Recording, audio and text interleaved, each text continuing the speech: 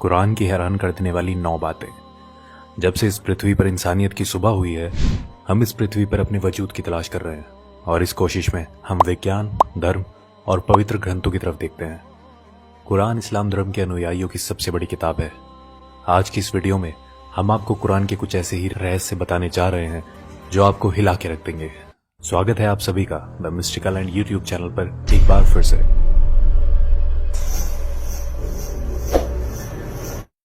Video शुरू करने से पहले ये जानना जरूरी है कि कुरान कोई साइंस की किताब नहीं है, मगर कुरान में कई साइंटिफिक और हिस्टोरिकल फैक्ट्स मिलते हैं जिनमें से कुछ बातों को समझने में तो हम सफल हुए हैं, लेकिन अभी भी कई ऐसी बातें कुरान में मिलती हैं जिन्हें हम आज तक समझने की कोशिश कर रहे हैं। कुरान में कुछ ऐसी भविष्यवाणी भी की गई हैं जो अब तक सच हो चुकी हैं। आइए मिलकर जानते हैं कुरान के सबसे चौंकाने वाले तथ्य। नंबर 1, ओरिजिन ऑफ लाइफ, जीवन की उत्पत्ति। हम सभी जानते हैं कि पानी जीवन के लिए सबसे जरूरी तत्व है। कुरान इसी विचार में एक असाधारण दावा करता है। कुरान कहती है कि जिंदगी पानी में पैदा हुई है। पानी को ही पृथ्वी पर जीवन की उत्पत्ति के लिए मूल तत्व माना गया है। इसकी पुष्टि इस बात से होती है कि पृथ्वी पर रहने वाले समस्त प्राणियों के सेल्स या कोशिकाएं पानी से बनी हुई है।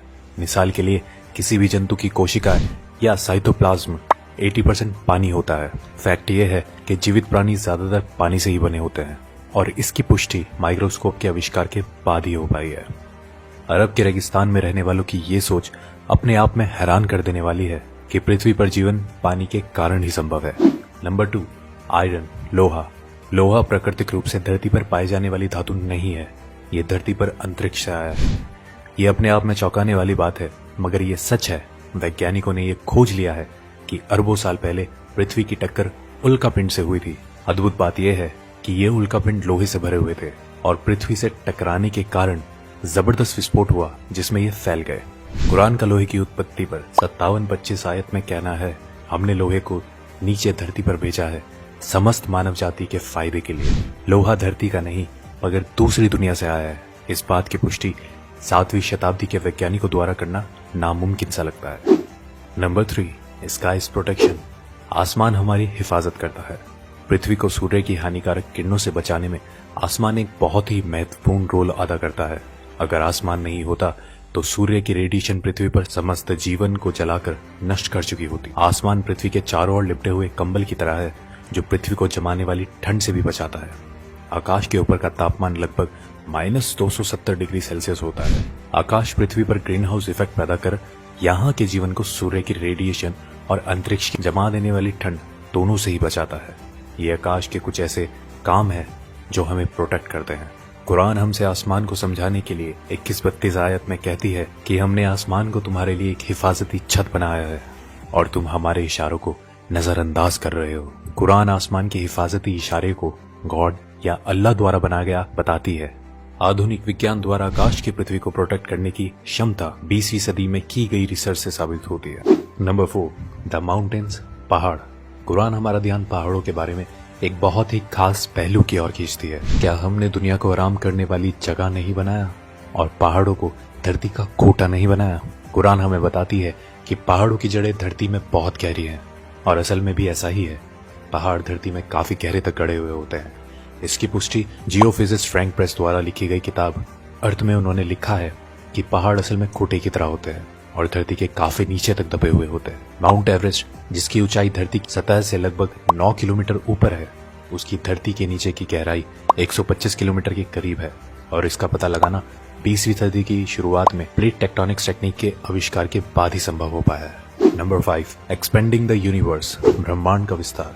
जब खगोलीय विज्ञान अपनी शुरुआती दौर में थे, कुरान में ब्रह्मांड के फैलने का बयान किया गया। कुरान में 51-47 आयत में कहा गया है कि ब्रह्मांड को हमने ही अपनी सृजनात्मक शक्तियों से बनाया है और इसको हम बढ़ाते रहेंगे। ये तथ्य कि ब्रह्मांड निरंतर बढ़ रहा है, ये रहस्य हम पिछली सदी में ही जान पाए हैं। जाने माने फिजिस्ट स्टीफन हॉकिंस अपनी किताब a brief history of time में लिख गए हैं कि ब्रह्मांड को बढ़ाने की खोज 20वीं सदी की सबसे बड़ी भौतिक क्रांतियों में से एक है। चौंकाने वाली बात यह है कि कुरान में इस बात का जिक्र टेलीस्कोप की खोज से पहले ही हो चुका था। नंबर 6, सन्स ऑर्बिट, सूरज की कक्षा। 1512 में खगोलीय विज्ञानी निकोलस कॉपरनिकस ने सूर्य के बारे में अपनी राय पेश की। उनके मुताबिक सूर्यमंडल में सूर्य अपने कक्ष में स्थिर रहता है और बाकी के ग्रह उसके इर्द गिर्द चक्कर लगाते हैं। ये नजरिया कि सूर्य स्थिर है 20वीं सदी तक तमाम खगोल वैज्ञानिकों में कायम था, लेकिन अब ये स्पष्ट रूप से एक वैज्ञानिक तथ्य है कि सूर्य स्थिर नहीं है, बल्कि वो हमारे मिल्की वे गैलेक्सी में मध्य में घूमता रहता है। कुरान में इस बात का जिक्र 21-33 आयत में आता है। वो जिसने रात दिन चांद सूरज बनाए वो अल्लाह ही है, और ये चांद सितारे सब अपने ही कक्ष में तैरते रहते हैं। 2 दशकों पहले तक कुरान को खगोल वैज्ञानिकों द्वारा गलत समझा जा रहा होता, लेकिन अब हम जानते हैं सूर्य से संबंधित कुरान का ये दावा आज का विज्ञान एकदम सच साबित करता है। नंबर 7, द ओशियन, समुद्र। कुरान 24-40 आयत में कल्पना का आधार बनाकर गहरी बातों को हम तक पहुंचाना चाहती है। इसमें लिखा है, गहरे समुद्र के अंधेरे जो लहरों से घिरे हुए हैं, लहरों के नीचे उसके ऊपर बादल हो और उसके ऊपर फिर अंधेरा हो, एक के ऊपर एक छाए हुए हो, इतने अंधेरे कि अपने हाथ भी आपको दिखाई ना दे, और जिसको अल्लाह रोशनी ना दे उसको कहीं भी रोशनी नहीं मिल सकती। आमतौर पर यह समझा जाता है कि लहरें समुद्र के ऊपरी सतह पर चलती है। हालांकि समुद्री वैज्ञानिक इस बात की पुष्टि कर चुके हैं कि लहरें केवल समुद्र के ऊपरी सतह पर ही नहीं बल्कि नीचे भी होती हैं। ये लहरें इंसानों को दिखाई नहीं देती, इनको सिर्फ कुछ खास यंत्रों के द्वारा ही पता लगाया जा सकता है।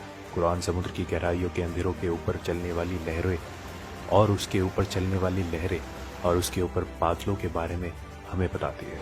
कुरान की ये बात सिर्फ इसलिए काबिल तारीफ नहीं है कि वो समुद्र की अंदरूनी लहरों के बारे में बात करती है, बल्कि इसलिए भी है कि ये समुद्र की गहराइयों के अंधेरों को भी बयां करती है। आज के टाइम में भी इंसान बिना ब्रीथिंग इक्विपमेंट यूज किए केवल 70 मीटर गहराइयों तक ही जा सकता है। वहां तक कुछ रोशनी जरूर होती है, मगर हम 1000 मीटर की बात करते हैं तो वहां घनघोर अंधेरा रहता है। कुछ 1400 साल पहले ये सब पता लगाना कैसे मुमकिन हुआ, ये अपने आप में रहस्य है। नंबर 8, लाइंग एंड मूवमेंट्स, झूठ और हमारी हरकतें। अबू जहील नाम का एक बहुत ही अत्याचारी निर्दयी शासक पैगंबर मोहम्मद के समय में हुआ था। अल्लाह ने कुरान में उसको चेतावनी देने के लिए 96, 15 और 16 की आयत में फरमाया है कि इस बात में कोई शक नहीं, अगर ये बाज ना आया तो हम उसके मत्थे को पकड़कर घसीटेंगे, ऐसा मत्था जो झूठा और पापी है। अल्लाह ने कुरान में उस शख्स को झूठा नहीं कहा, बल्कि उसके मत्थे को, जो कि दिमाग का अगला हिस्सा है, उसको झूठा और गुनहगार कहा है। यह आयत 2 वजह से बहुत खास है। पहली ये कि हमारे दिमाग के सामने वाला हिस्सा हमारी सोची समझी हरकतों का जिम्मेदार होता है। इसे फ्रंटल लोब के नाम से भी जाना जाता है। दूसरा ये फ्रंटल लोब ही दिमाग के झूठ बोलने वाले काम को कंट्रोल करता है।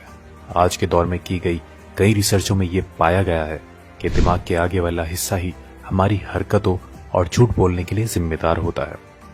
फ्रंटल लोब के ये फंक्शन 20वीं सदी में तमाम मेडिकल इक्विपमेंट्स आने के बाद ही हमें पता चले हैं, जबकि कुरान इस तरफ इशारे कब का कर चुका है। नंबर 9, पेन रिसेप्टर्स, दर्द को महसूस करने वाले टिश्यूज। काफी लंबे समय तक यही समझा जाता रहा है कि महसूस करना और दर्द का अंदाजा करने वाले टिश्यूज दिमाग में होते हैं। हालांकि ये बाद में खोजा गया कि दर्द को महसूस करने वाले टिश्यूज दिमाग में नहीं, हमारी खाल पर ही मौजूद होते हैं, और इनके बिना दर्द को महसूस नहीं किया जा सकता। इससे संबंधित कुरान की 456 आयत को गौर से देखें तो उसमें लिखा है, जिन लोगों ने हमारे खुलासों को झूठ समझा है, हम उन्हें आग में झुलसाएंगे। जब उनकी खाल जल जाएगी, हम उन्हें उसके बदले नई खाल देंगे, ताकि वो दर्द को निरंतर महसूस करते रहें। बेशक अल्लाह सर्व